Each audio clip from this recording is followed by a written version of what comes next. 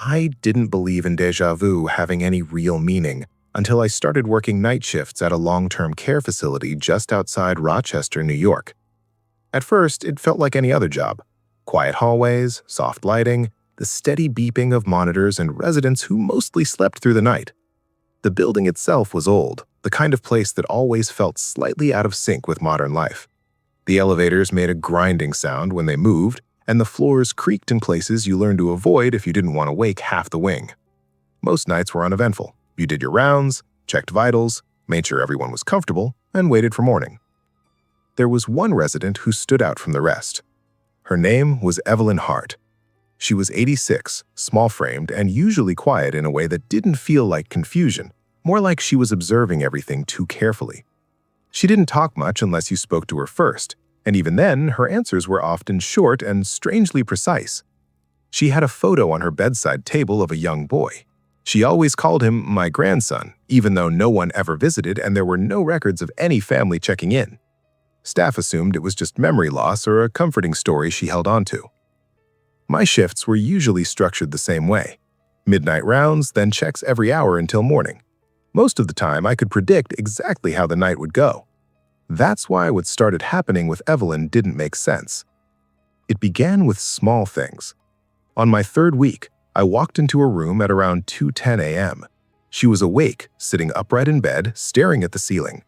I asked if she needed anything, and she turned her head slowly toward me. Then she said something I didn't expect. "You already asked me that."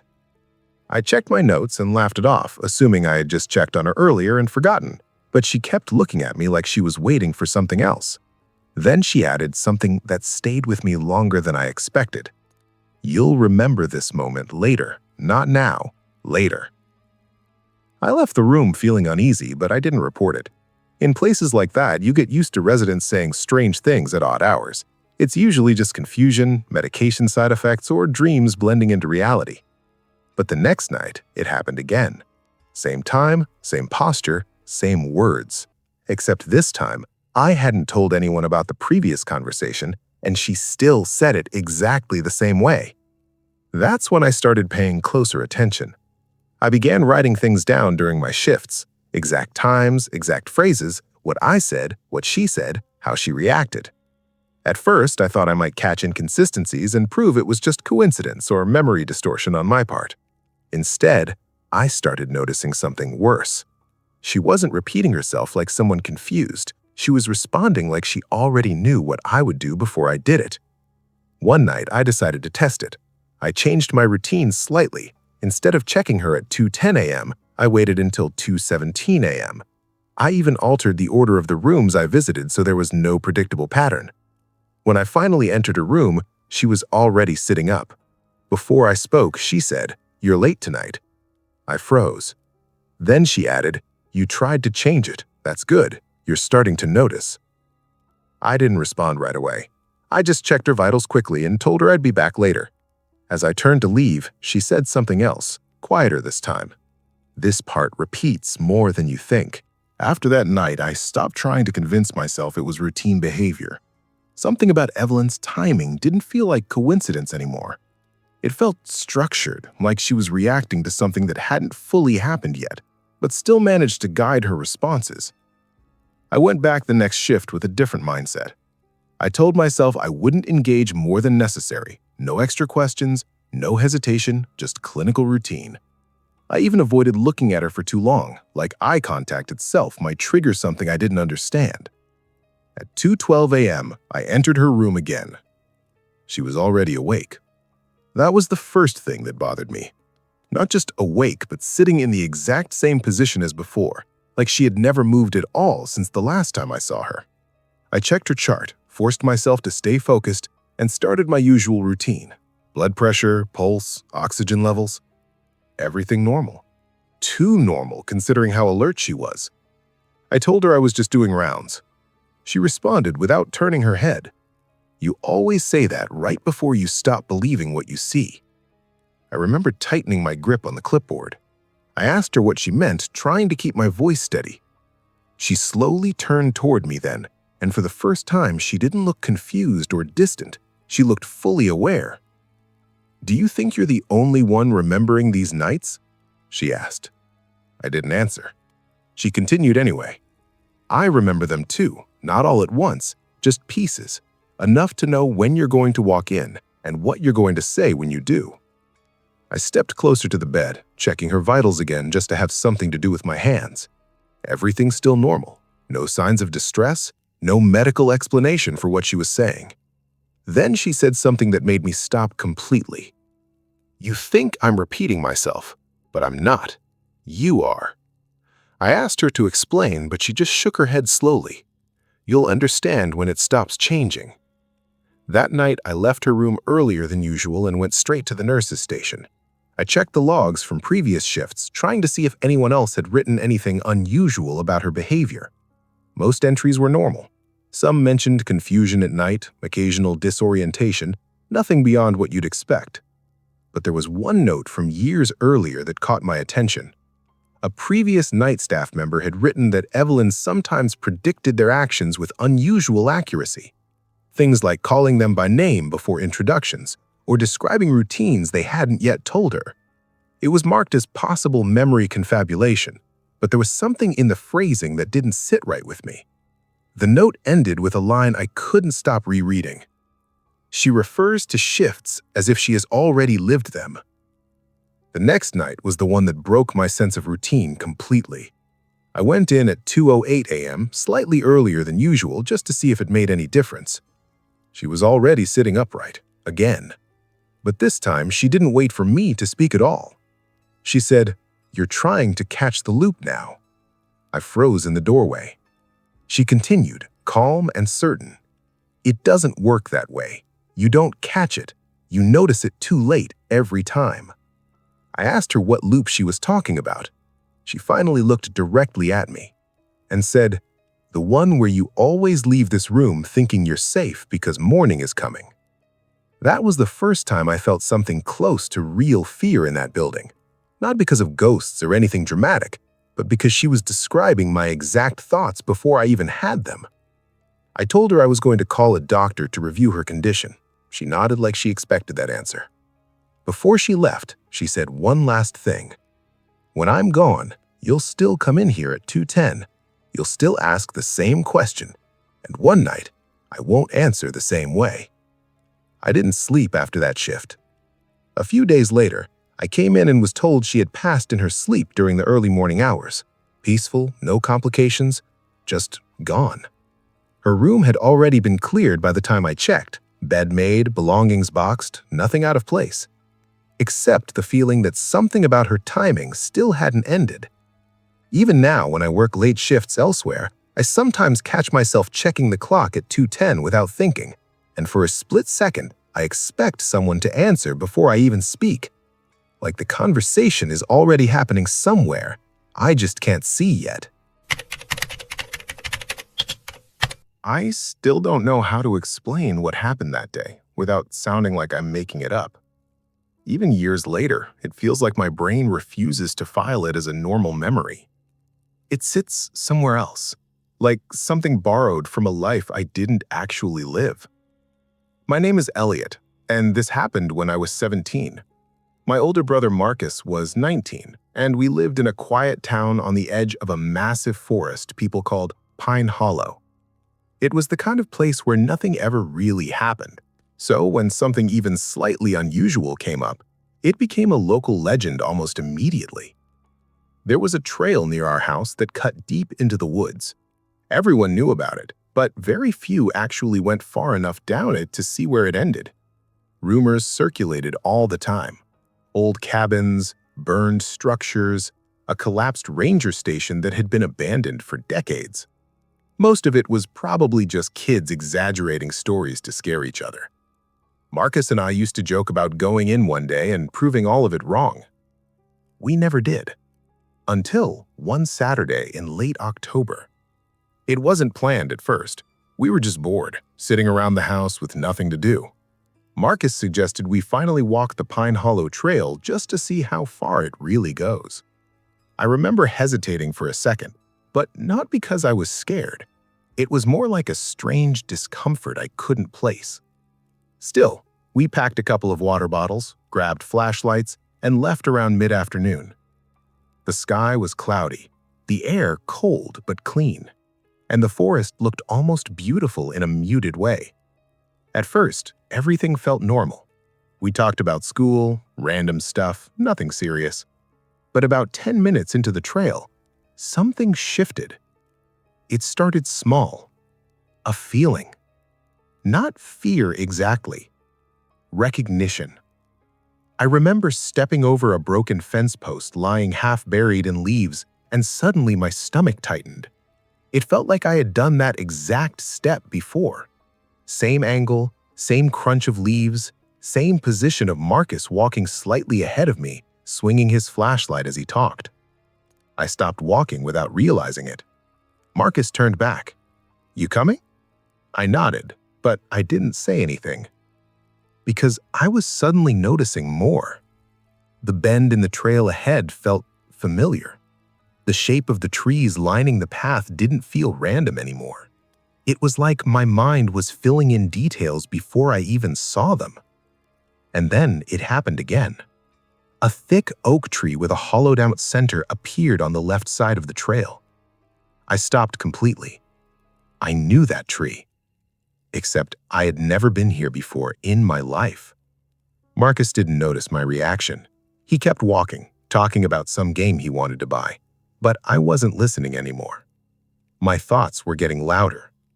I knew what was coming next. Not in a guessing way. In a remembering way. Around 5 minutes further down the trail, the slope would slightly slope downward. There would be roots crossing the path like veins. Then we would pass a fallen log split clean in half. And beyond that, something would appear through the trees. A house. 2 stories. Paint peeling off in long, faded strips. A broken step at the entrance. A window on the upper floor shattered outward like something had once forced its way through.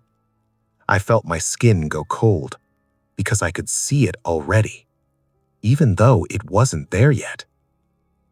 I didn't tell Marcus. I didn't want to sound crazy. I just kept walking, slower now, watching every step like I was waiting for something to confirm or deny what was happening in my head. And exactly like before, everything unfolded perfectly. Roots crossed the path, fallen log on the right, the slope downward, Marcus talking about something completely unrelated. And then, through the trees ahead, the house appeared. I stopped so suddenly Marcus nearly walked into me. He looked up. "Oh, that's probably it." But I couldn't respond. Because it was identical. Down to details I couldn't have guessed. Even the vines climbing up the side matched what I had seen in my mind earlier. It felt less like discovering something and more like arriving at something I had already lived through. Marcus started walking toward it. I followed slowly behind, my chest tight. The closer we got, the heavier the air felt.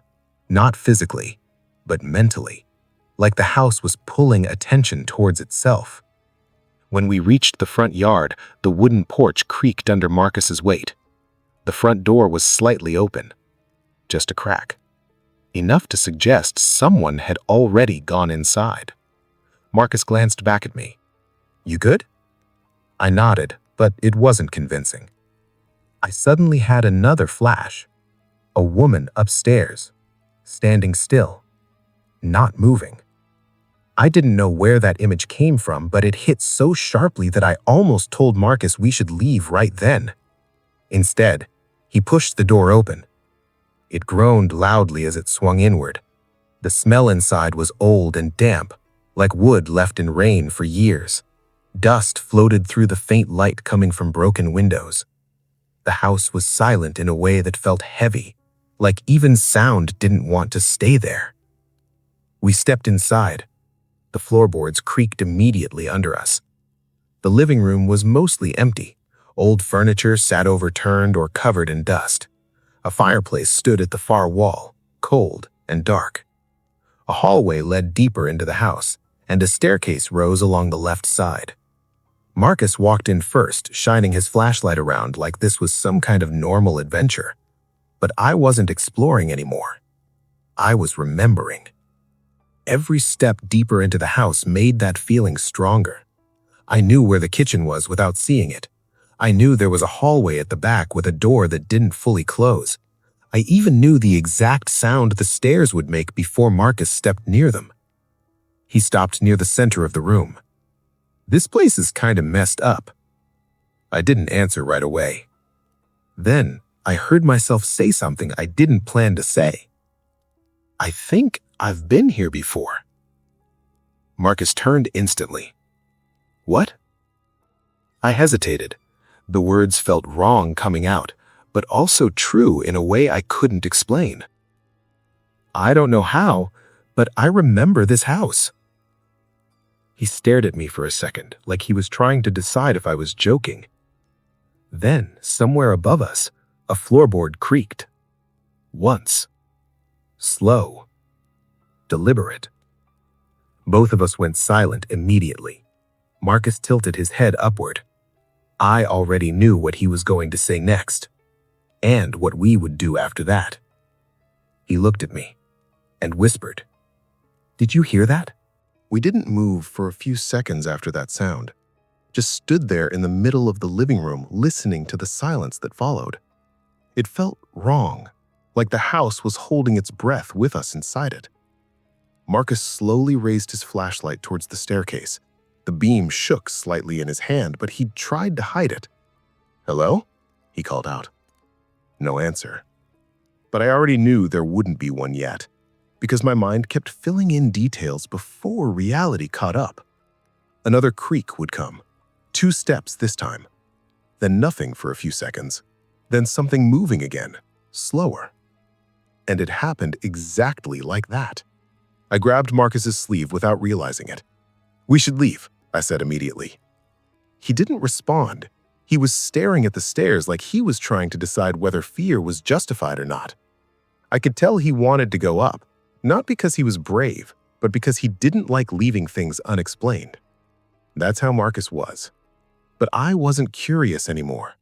I was trapped in the feeling that I had already watched this unfold before. Marcus finally exhaled. "It's probably just animals or something. Birds get inside abandoned places all the time." Then another sound came from upstairs. A soft drag, like something shifting across wood. Marcus looked at me again. "Okay, that's not a bird." I didn't argue, because I knew what was coming next even more clearly now. If we stayed downstairs too long, Marcus would insist on checking upstairs. We would argue for a minute. He would try to convince me it was nothing.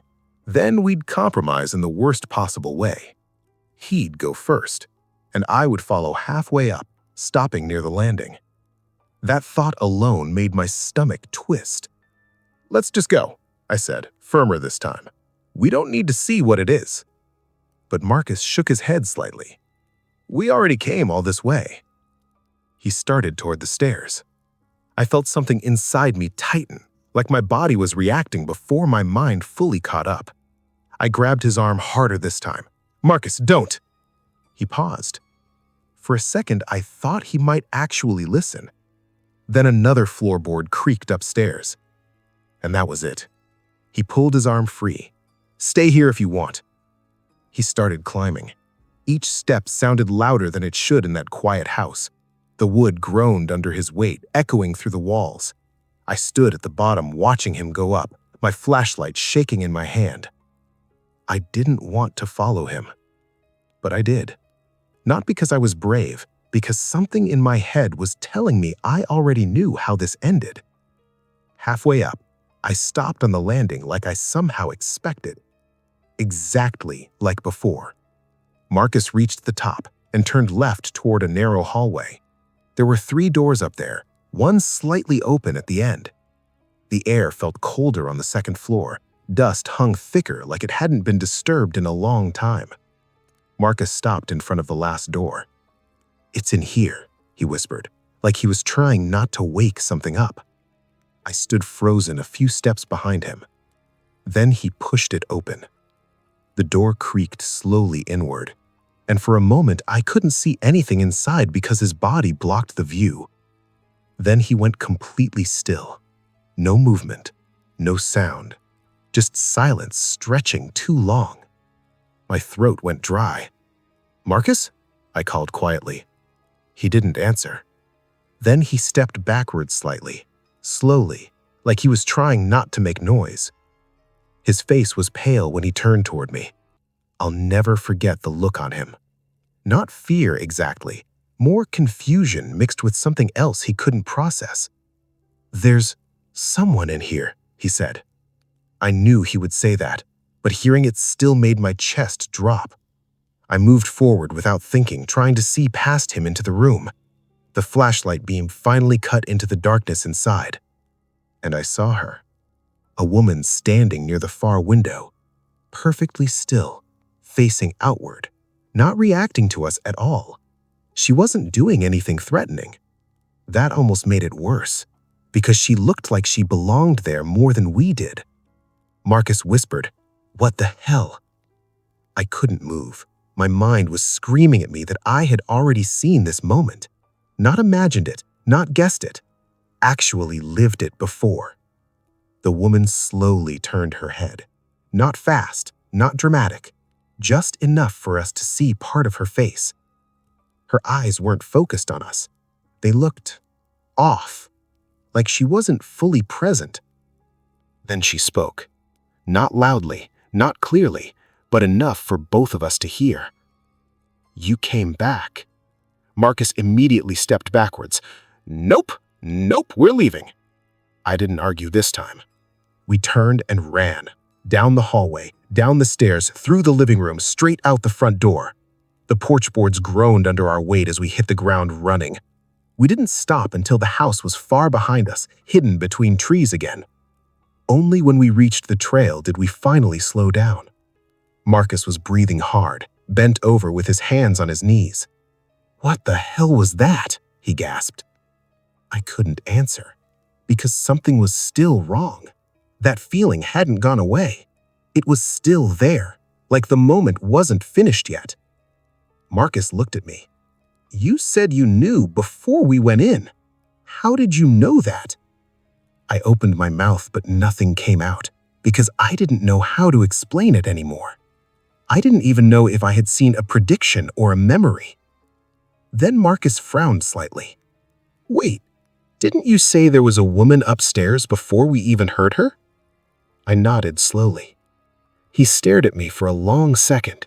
Then he said something I still think about sometimes. "I think she knew we were coming." A cold wind moved through the trees behind us, and from far back on the trail, somewhere near the house, a floorboard creaked again, even though no one was there anymore.